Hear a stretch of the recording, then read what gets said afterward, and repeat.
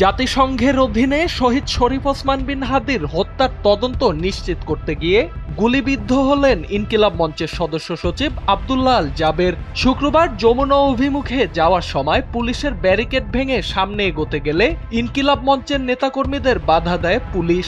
এ সময় আন্দোলনকারীদের ছত্রভঙ্গ করতে পুলিশ জলকামান ও টিয়ার গ্যাস ব্যবহার করে। এ সময় গুলিবিদ্ধ হন সংগঠনটির সদস্য সচিব আব্দুল্লাহ আল জাবের। এদিকে হামলার পর হাসপাতালের বিছানায় শায়িত জাবেরের একটি ছবি ছড়িয়ে পড়েছে সামাজিক যোগাযোগ মাধ্যমে।